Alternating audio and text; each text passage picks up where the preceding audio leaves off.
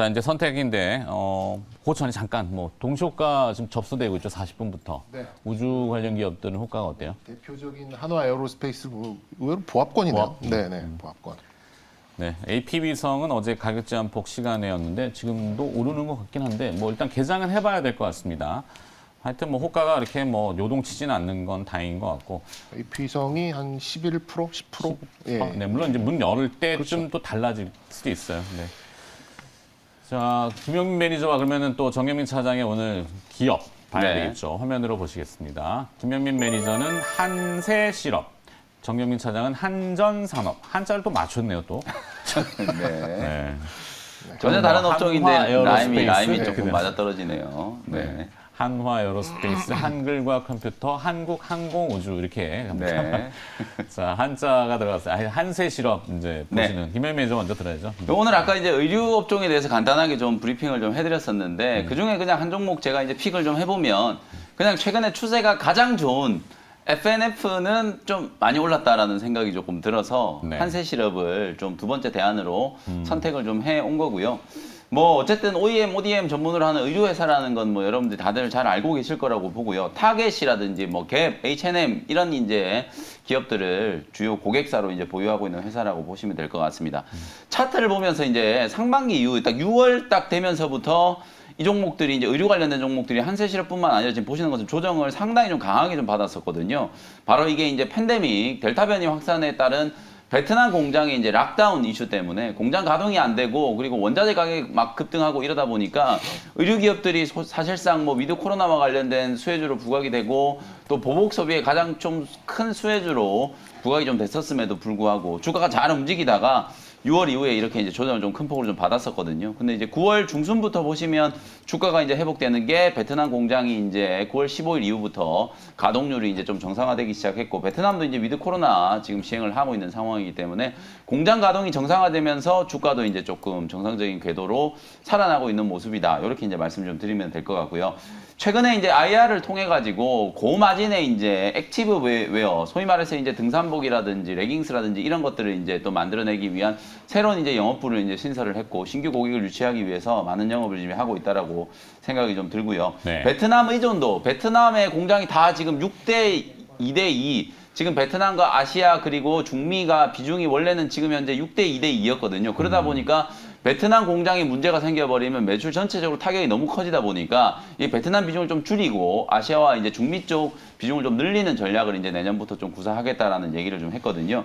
인도네시아에 이제 공장을 신설 추진을 하는 것과 동시에 지금 과테말라 또는 니카라가 이런 이제 남미, 중미 이쪽에다가 이제 공장을 좀 신설하는 걸 추진을 하고 있기 때문에 공급망과 관련된 리스크를 이제 빠르게 좀 해소를 하면서 그리고 이제 원가 관련 측면에 있어서도 좀 긍정적인 효과를 좀 볼 수 있지 않겠나 이런 생각이 좀 들거든요. 가장 결정적으로는 어쨌든 위드 코로나 시행과 함께 야외 활동이 늘어나기 때문에 계절적인 성수기가 이제 도래하고 있다라는 게 의류 관련된 기업들한테는 가장 핵심적인 이제 투자 포인트다. 이렇게 말씀드려 보도록 하고요. 가격 전략은 25,000원에서 26,000원 정도 매수밴드 말씀드리고 1차 목표 가격은 딱 3만 원, 손절 가격은 22,500원 정도로 가격 전략 정리해 드리도록 하겠습니다. 네. 김영민 매니저는 오늘 패션 의류 쪽에 조금 집중도를 높이시네요. 다음 주를 어차피 겨냥해야 되기 때문에. 네, 그렇죠. 그래요. 네. 일단 정민 차장 거 듣기는 시간이 너무 네. 가신 다음에 들어야 되겠네. 네. 오늘은 이벤트. 네, 오늘은 이벤트 없고요. 저는 다음 주 월요일 날 또 다시 뵙도록 하겠습니다. 네, MBN 골드 김영민 매니저는 보내드리겠습니다. 고생하셨습니다. 네, 감사합니다. 자, 정영민 차장의 기업 한전 산업. 네.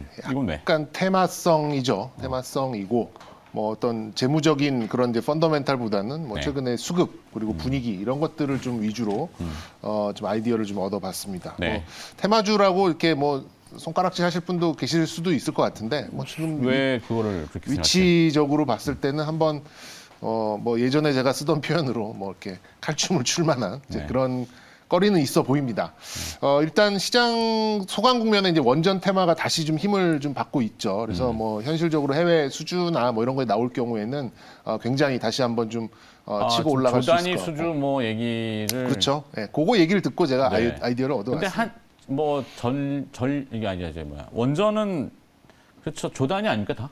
다 주단이죠. 기본으로 싸도 SML 알 정도 뭐 되더라도 거의 뭐 제일 작은 걸로 간다 그러면 뭐 이렇게 뭐 조단위, 그러니까 연관 산업까지 본다면 거의 조단위까지 좀 갈 수 있다고 보는데 네.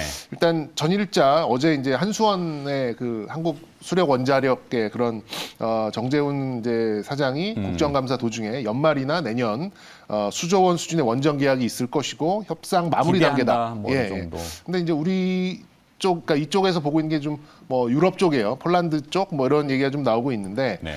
아직까지 뭐 엠바고 상태라고 하니까 뭐 알 수는 없습니다만 사실 이 정도 그런 공식적인 멘트가 나왔다면 거의 된 거죠. 됐다고 좀 볼 수 있고. 유럽 쪽은 의외로 그 뭐 천연가스 수급도 원활치 않고 그렇죠.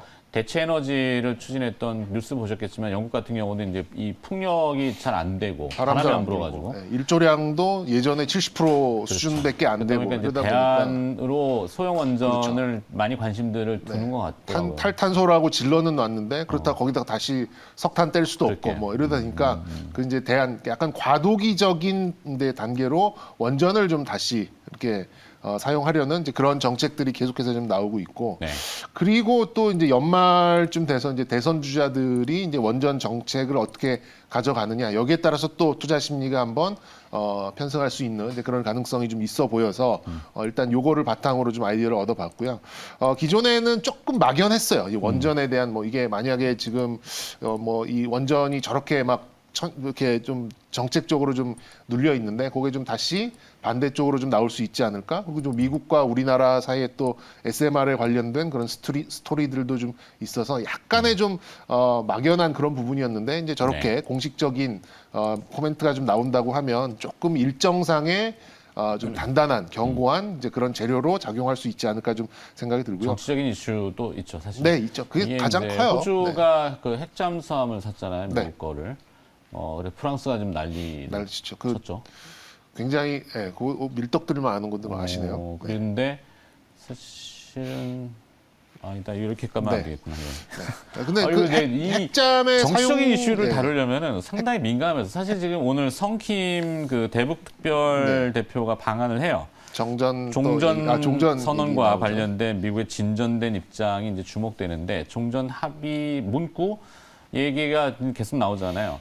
근데 분명히 미국도 뭔가를 요구할 수 있는데 그 핵잠수함 얘기들이 왕왕 들리는 것 같아서 그게 원전하고 꼭 매칭을 시켜야 되는지는 잘 모르겠습니다. 하여튼 그게 연결은 다 되는 것 같네요. 네. 뭐 거의 같은 기술이라고 보시면 됩니다. 네네네. SMR 기술 자체가 그러니까요. 핵잠에 쓰는 거랑 크게 다르지 않아요. 네. 네. 어쨌든 이제 그래서, 한정산업. 일단 뭐 지금 이 회사는 이제 기존의 이제 석탄 발전소의 뭐 유지 보수가 아직까지는 주된 사업 모델이에요. 그렇다 보니까 뭐 신재생 뭐 이런 쪽에 뭐 발전기 뭐 이런 쪽은 아직은 좀 매출이 좀 낮다 보니까는 어떤 재무적인 펀더멘탈이 그렇게 강하다라고 말씀드리지는 어려울 것 같고요. 네. 어쨌든 지금은 좀 기술적으로 추세를 이어가고 역사적 신고가 위치에서 좀 움직이고 있다 보니까 만약에 좀 좋은 뉴스가 한두 개만 더 나온다고 하면 말 그대로 이제 아무도 무주 공산 상태에서 그 악셀레이터를 한번 확 밟아줄 수 있는 그런 상황도 좀 올 수 있다고 좀 생각이 들고 한전도 좀 최근 뭐 또 약간 들썩들썩 하는데 한전 기술이 제일 먼저 지금 강한 것 한전 같고. 기술이 좀 대장주 역할을 네, 해주고요. 오늘도 호가가 한전 기술이 좀 센 것 같고 그다음에 이제 한전 산업도 뒤따를지. 네.